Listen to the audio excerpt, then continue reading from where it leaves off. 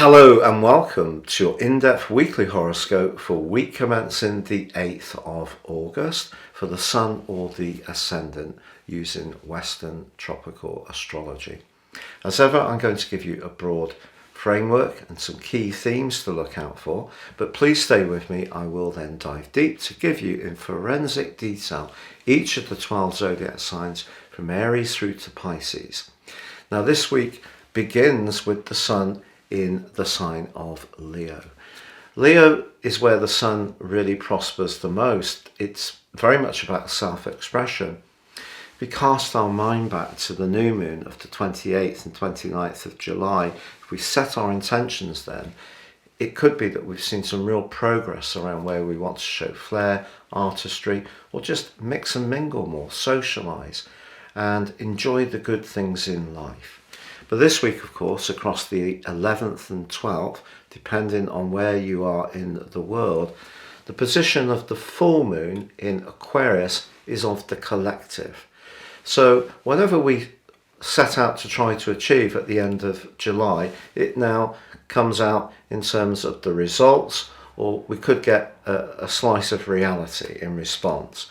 The problem is that Saturn, that cold, rather detached and limiting influence, is directly opposite the Sun and pretty close to the Moon as well, of course.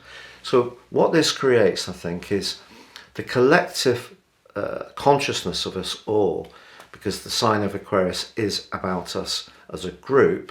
That is, I feel, going to start to feel the impact of all that energy which really peaked at the end of July and right at the start of August, that collective in the sign of Taurus. However, despite the fact that Mars, Uranus and the North Node are in a T-square with this full moon this week, it is true that Mars and Pluto are actually in an incredibly enabling angle.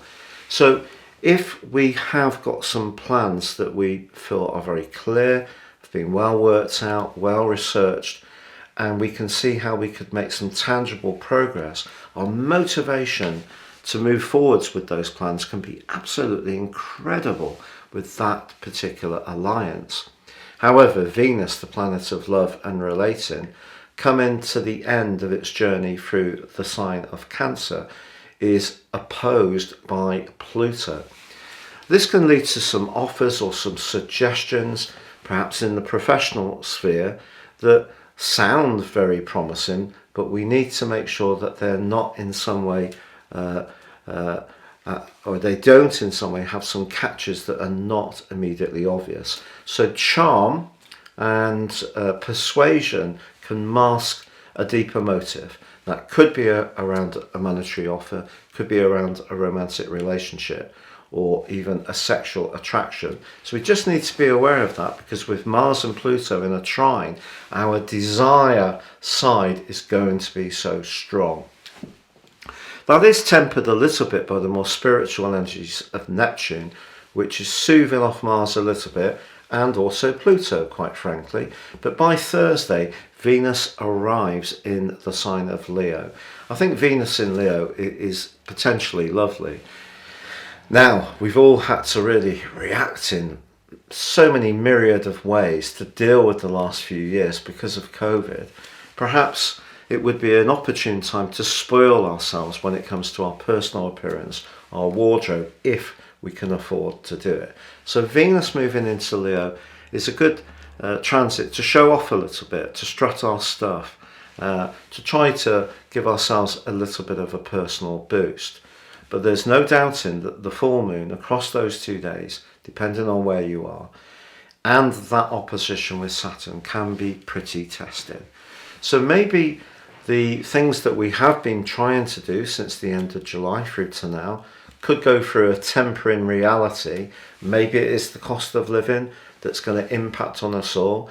I think generally this is a week which suggests we should be a little bit more risk averse. So to be more cautious with our resources, despite that enormously motivated link between Mars and Pluto. But remember, that's in two earth signs, Taurus and Capricorn. So that's very much about keeping it real. So I just feel that this is a week where we could be a little bit disappointed about some of our friends. Maybe if a love relationship isn't going quite as well as we'd like, there could be a point where we really question things. And because Venus is initially opposite Pluto, if it is to do with who has the power in the tie, that could be something to discuss. But charm is always important with Venus, and Venus moving into Leo is very gregarious, and it does give us some levitation to the intensity of some of these other influences. If you would like to ascend above this zodiac broadcast and embrace more serious astrology, if you give me 3 pieces of personal birth data of time, date and place, I can give you a roadmap that can guide you for the rest of your life.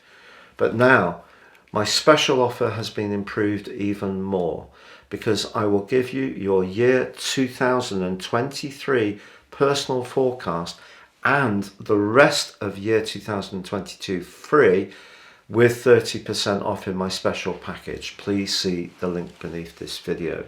Finally, if you've yet to subscribe to my channel, I'd be honoured if you did so now. Please click or tap on the bell notification symbol. If you've already done so, thank you so much. I really appreciate it. So Pisces, your week commencing the 8th of August forecast sees a glorious set of influences featuring Venus, Mars and Pluto, which can add a lot of motivation, a lot of drive. This could be very positive for your love or social situations, or if there's something where you can connect with a group or one particular friend, then there's a lot of potential to really gain traction and just enjoy some excitement. What's not to like? It's just that full moon is in the most psychological part of your situation, very close to Saturn, the planet of limitation, and both, of course, in opposition to the Sun in Leo. So I feel that if your physical or emotional or spiritual energy are a little low, it could inhibit you from going for it if there is that chance to do something quite dramatic that may require some quicker decision making. Perhaps the full moon is bringing into the open something that's been building up for some while. You know, you can be very self-sacrificing. You can go the extra mile to help people, sometimes to the point where you actually lose your identity because you can be so giving. That's not so good. So this week gives you a chance to exit a situation which has been draining you, but it may require you to say no. For example, doing overtime, supporting colleagues. Perhaps at home you're doing a little bit too much on the domestic front, and someone else needs to be much more sensitive to the impact this is having upon you. And if you need to be assertive but also use some diplomacy, Venus is there to help you. So the tools, the astral tools, are in the astral toolkit to help you to find a way through to a really wonderful opportunity. It's just whether your own self-confidence or your own energy or your own anxiety will really get in the way. Now, if you do feel like that, you feel at a low ebb, I can really relate to that, especially having had so many health issues over the years. And sometimes even when something sounds very attractive, if we don't have a lot of spark about us and we just rather take it easy and have an early night, that actually is much more appealing than going out and having fun. So don't beat yourself up if you don't feel the timing is right for you. But generally speaking, I think there is an energy around you at the moment that some people are really going to want to bond with. And there is another energy around you at the moment where if you've been too availing to other people's needs, maybe it's your time now to say no and to really think about your own inner resources and your own need to rest, or go out and have fun like this week does offer the opportunity to do.